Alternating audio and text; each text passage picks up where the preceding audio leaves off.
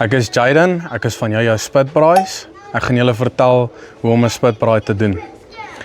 Hier het ons spitbraai. Hy is aangedrewe deur 'n motor wat die vleis in die rondte draai. Vleis hoofsaaklik sal 'n volgeslagte lam wees, 'n lekker groot stuk steak of selfs 'n varkrol of 'n lekker vol hoender. Wat gebeur op die motortjie? Hy dryf die as.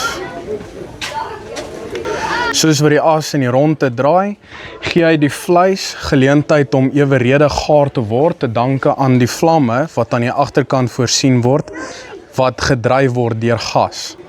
As die vleisie gaar is, dan haal ons hom uitmekaar uit, ons ontbeen hom, dan sny ons die vleisies op en dan braai ons dit binne 'n sous, soos wat hy hierso in die pan lê. Hierdie metode het ons gevind werk ongelooflik lekker, baie vinnig, te danke aan die gas. Die gas maak dit maklik, daar's nie oop vlam nie, dis ook makliker om die temperatuur te reguleer. En op daai manier kan ons die vleis mooi eweredig gaar kry, van buite al die pad tot binne. Saam met die vleis het ons bykosse.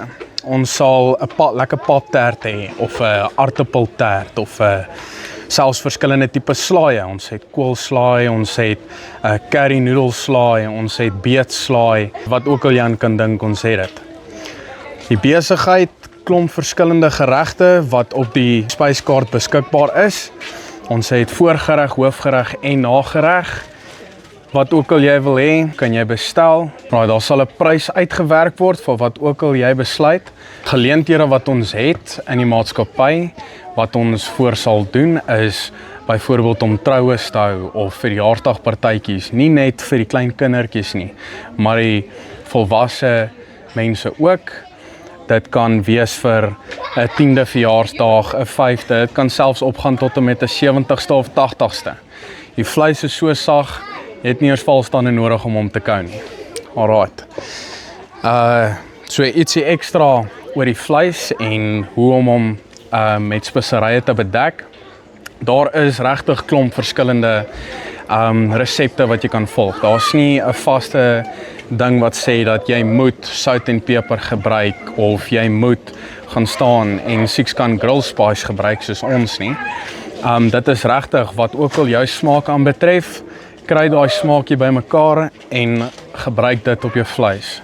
Dit gaan regtig, dit hang maar af van persoon tot persoon. Ons verkies maar 6-kan grill spice. Hulle daai tipe spesery is lekker souterig, maar het ook 'n ek wil half sê 'n branderigheid binne in hom saam. Dan om hom bietjie te sous, het ons eie spesiale sousie, as ek dit so kan stel.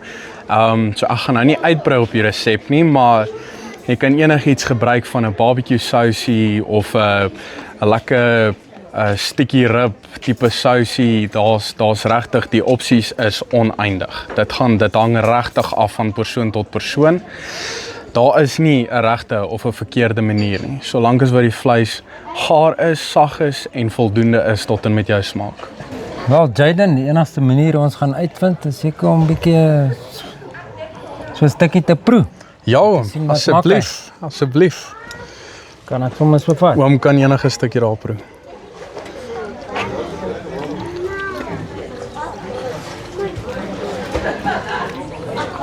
Ja, hy maak baie mooi. Knap gedaan. Dankie oom. Ek seker die gaste gaan baie lekker eet vanaand. Ek hoop ook so oom. Glo en vertrou. OK, dankie en dan tot volgende keer. Dankie vir die kyk. Baie dankie.